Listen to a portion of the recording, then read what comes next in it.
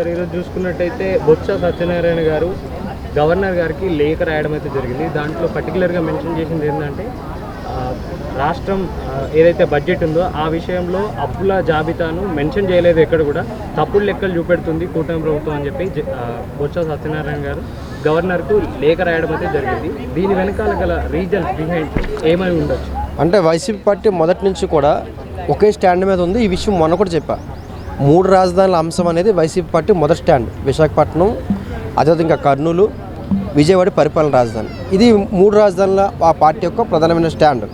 ఇంకో అంశం ఏంటంటే వైసీపీ పార్టీ చేస్తున్న ప్రధానమైన ఎలిగేషన్ ఏంటంటే అప్పులు. ఇప్పటికే సుమారుగా చాలా అప్పులు చేశారు. సుమారుగా ఈ 50,000 ఎకరాలకి 2 లక్షల కోట్లు ఖర్చు అవుతుంది. ఇంకో 50,000 ఎకరాలు కనుక తీసుకుంటే ఇంకో 2 లక్షల కోట్లు ఖర్చు అవుతుంది. సో ఇప్పుడు ఈ 4 లక్షల కోట్లు ఎంతకాలంలో ఈ అమరావతి పూర్తవుతుంది? ఇంకో 10 సంవత్సరాలు పట్టిందనుకో ఖచ్చితంగా ఇది డబుల్ అవ్వచ్చు. అంటే మళ్ళీ 8 లక్షల కోట్ల వరకు ఖర్చు అవ్వచ్చు. ఖర్చు అంశాన్ని ప్రధానంగా వైసీపీ పార్టీ ప్రధానంగా తీసుకొచ్చింది. అంటే ఎక్కువ ఖర్చు అవుతుంది, చాలా ఎక్కువ ఉంది. ఆల్రెడీ విశాఖపట్నం అభివృద్ధి చెంది కాబట్టి దాన్నే తీసుకుంటే ఈజీగా అవుతుంది కదా, ఎంత ఖర్చు ఉండదు కదా అనేది జగన్మోహన్ రెడ్డి గారు అది లేదా వైసీపీ పార్టీ యొక్క ప్రధానమైన స్టాండ్. సో బొత్స సత్యనారాయణ గారు గవర్నర్ గారికి కంప్లీట్ చేశారు, ఓకే కాదంటలేదు.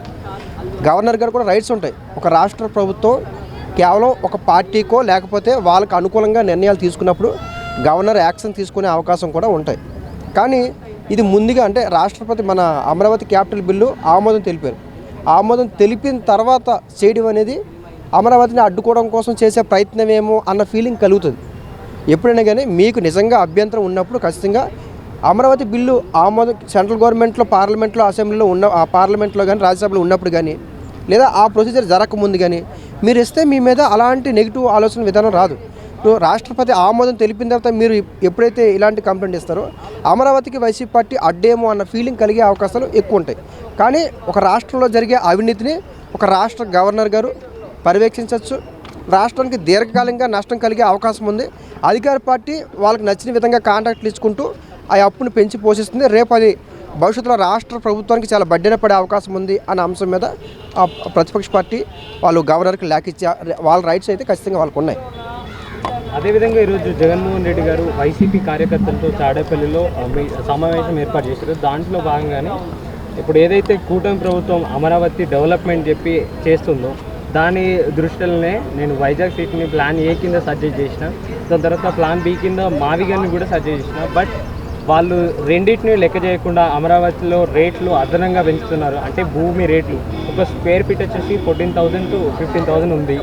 అది ఎంతవరకు కరెక్ట్? అంటే వాళ్ళ బినామీల పేర్ల పైన ఉన్న ఆస్తులను రెట్టింపు చేసుకోవడానికి ఈ విధమైన రియల్ ఎస్టేట్ దందాగా మారుస్తున్నారు చంద్రబాబు నాయుడు గారు అని చెప్పి పేర్కొనడం జరిగింది. దీనిపై మీరు అంటే ఇక్కడ అన్నీ కూడా బయట ఎలిగేషన్ చేస్తున్నారు. అసెంబ్లీ తీర్మానం చేసినప్పుడు ఇదే మావిగాన్ని అసెంబ్లీలో మా పార్టీ ఉద్దేశం అని చెప్పుంటే ఎటువంటి సమస్య ఉండదు. అదేవిధంగా మొన్న జగన్మోహన్ రెడ్డి గారు అధికారంలోకి వచ్చినప్పుడు కూడా మావిగాన్ని అనే విషయం తెర మీద తీసుకొచ్చుంటే ఎటువంటి సమస్య ఉండదు.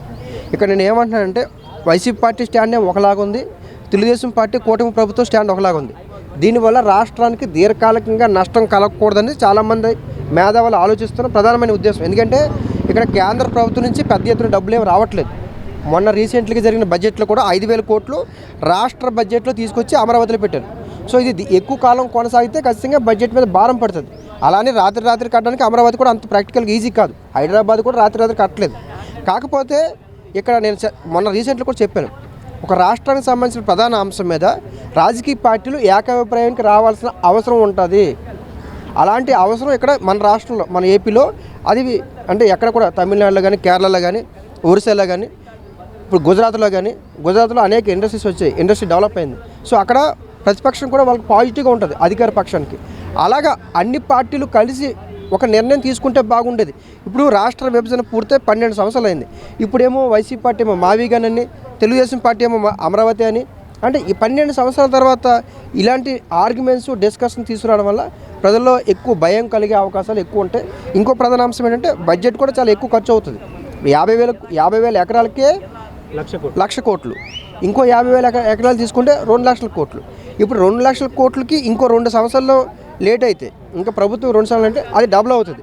ఇంకా లేట్ అయ్యేకొలది ఎప్పుడు కూడా మనకి పోలవరం ప్రాజెక్టు ఫస్ట్ ఖర్చు ఎంత నాకు తెలిసి 2 లక్షల రూపాయలు, 20 లక్షల రూపాయలు పోలవరం ప్రాజెక్టుకి ఫస్ట్ స్టార్ట్ చేసింది. పోలవరం ప్రాజెక్ట్ పేరు ఫస్ట్ రాంపనాడు, దాన్ని పోలవరం ప్రాజెక్టుగా మార్చారు. అలాగా ఒక ప్రాజెక్టు లేట్ అయ్యే కొలది లేదా ఒక రాజధాని లేట్ అయ్యే కొలది దాని ఖర్చు డబుల్ త్రిబుల్ అవుతుంది. ఇప్పుడు ఆ లెక్క చూస్తే జగన్మోహన్ రెడ్డి గారు చెప్తుంది దశాబ్ద కాలం పట్టినా సరే సుమారుగా అది ఎంత 10 లక్షల కోట్ల పైగా అయిపోయే అవకాశం ఉంటుంది అంటారు. అంటే మన రాష్ట్ర బడ్జెట్ అంతా 3 లక్షల కోట్లు, అంటే సుమారుగా 3 సంవత్సరాల బడ్జెట్ ఒక రాజధానికి వెళ్ళిపోయే అవకాశం ఉంటుందని ప్రధానంగా ఆయన ఎలిగేషన్ చేస్తున్నారు. సో చాలా అంశాలు చెప్పారు. నిరంతరం రోడ్లు వేస్తున్నారు, నిరంతరం కరెంట్ ఇస్తున్నారు, నిరంతరం డ్రైనేజ్ పనులు చేస్తున్నారు. ఇలా నిరంతరం చేసుకుంటూ పోతే ఎప్పటికవుతుంది? ఇంకో ప్రధాన అంశం ఏంటంటే ఈ ఏదైతే క్యాపిటల్ సంబంధించిన ఎడ్జ్ ఎక్కడ కూడా క్లోజ్ అవ్వట్లేదు, అంటే ఎంత బార్డర్ వేయట్లేదు. ఇప్పుడు అమరావతి ఎక్కడి నుంచి మొదలై ఎక్కడి వరకు ఎండ్ అయింది, ఒక పరిధిని ఎక్కడా కూడా డిక్లేర్ చేయట్లేదు అనే అంశం ప్రధానంగా ఉంది. ఇది చాలా పెద్ద అంశం. ఎందుకంటే ఎంతవరకు పరిధి అని అంటే అది ఒక ఇది ఉంటుంది. ఎంత పరిధి అనేది లేకుండా రాజధానికి అడ్డం వల్ల ఏమవుతుందంటే అది ఇంక ఎంతవరకు ఎక్సెస్ట్ అవుతుంది, రియల్ ఎస్టేట్ వాళ్ళకి అనుకూలంగా ఉందేమో. అంటే ఇక్కడ వైసీపీ పార్టీ వాళ్ళు చేస్తున్న ఎలిగేషన్స్ ఎక్కడ కూడా కూటమి ప్రభుత్వం నుంచి సమాధానం లేవు, చెప్పకుండా కేవలం వైసీపీ పార్టీ ఈ యొక్క అమరావతికి వ్యతిరేకం అన్న అంశంలోనే ప్రధానంగా ముద్ర వేసుకునే ప్రయత్నం చేస్తున్నారు. ఇది 2 రాజకీయ పార్టీలు ఒకే రాష్ట్రంలో ఉన్నప్పుడు ఆ రకంగా ఉండకూడదు. ఖచ్చితంగా వాళ్ళు కూడా గతంలో అధికారంలో ఉన్నారు కాబట్టి వాళ్ళను కూడా గౌరవిస్తూ వాళ్ళు కూడా మీరు స్పందించాలి, వాళ్ళని కూడా కలుపుకొని వెళ్ళాల్సిన అవసరం ఉంటుంది. రాజధాని అనేది కేవలం ఒకరికే కాదు కాబట్టి అందరికీ సంబంధించిన అంశం కాబట్టి వాళ్ళని కూడా వైసీపీ పార్టీ వాళ్ళని కూడా కలుపుకొని వెళ్ళాల్సిన అవసరం ఉంటుంది. అంటే ఇప్పుడు గతంలో చూసుకున్నట్టయితే జగన్మోహన్ రెడ్డి గారి వాళ్ళ గవర్నమెంట్ ఉన్నప్పుడే కర్నూలును న్యాయ రాజధానిగా ప్రకటిస్తానని చెప్పి మాట్లాడారు. అదేవిధంగా మన ఇప్పుడు విజయవాడ ఇదంతా ఏదైతుందో వాటిని లెజిస్లేటివ్గా అమరావతిని రాజధానిగా ఉంచుతామని చెప్పి జగన్మోహన్ రెడ్డి గారు అప్పుడే చేశారు. బట్ దాన్ని ఇంప్రూవ్ చేయలేదు కదా వాళ్ళ హయాంలో. బట్ వీళ్ళు చేసిన మట్టుకు వీళ్ళ పైకి ఎందుకు ఈ విధంగా విరుచుకుపడుతున్నారు జగన్మోహన్ రెడ్డి గారు కానీ వైసీపీ కార్యకర్తలు కానీ? విశాఖపట్నం అభివృద్ధి చేయడానికి అంతకు మించి చేయడానికి అక్కడ ఏం లేదు. విశాఖపట్నం ఆల్రెడీ డెవలప్ అయిపోయిన సిటీ. ఈరోజు మనకి ఇండస్ట్రీ పరంగా చూస్తే విశాఖపట్నం మాత్రమే ఉంది. ఈరోజు 1,00,000 కోట్లు పెట్టుబడి 1,50,000 కోట్లు మన రాష్ట్రానికి వస్తే అందులో నక్కపల్లిలోనే మన అనకాపల్లి జిల్లా నక్కపల్లిలోనే 1,50,000 కోట్లు లక్ష్మీ మెటల్ కంపెనీ తీసుకొచ్చారు. అంటే పెట్టుబడి అంతా కూడా ఇండస్ట్రీ పరంగా అంతా కూడా విశాఖపట్నానికే. విశాఖపట్నం చుట్టూ సముద్ర తీరం ఉంది. ఆ తక్కువ ప్రాంతం ఏదైతే ఉందో రాజధాని కనుక వస్తే మీకు గతంలో కూడా చెప్పాను 2014 రాష్ట్ర విభజన సందర్భంలోనే ఒక సర్వే చేశారు. ఆ సర్వేలో ఏం బయటపడిందంటే నేను కూడా ఆ సర్వేలో పాల్గొన్నాను, చాలా ఏరియాలు తిరిగాను. అక్కడ ఏమన్నారంటే విశాఖపట్నం కానీ రాజధాని వస్తే ఎక్కువ భూమి ధరలు 3 రెట్లు 4 రెట్లు పెరిగిపోతాయి. ఇంకోటి పొల్యూషన్ ఎక్కువ అయిపోతుంది. విశాఖపట్నానికి సంబంధించిన నేచర్ ఏదైతే ఉందో అది దెబ్బతినే అవకాశం ఉంటుంది. సో ఒకవేళ రాజధాని వచ్చినా సరే ఇంతకు మించి అభివృద్ధి చేసే అవకాశాలు ఉండవు.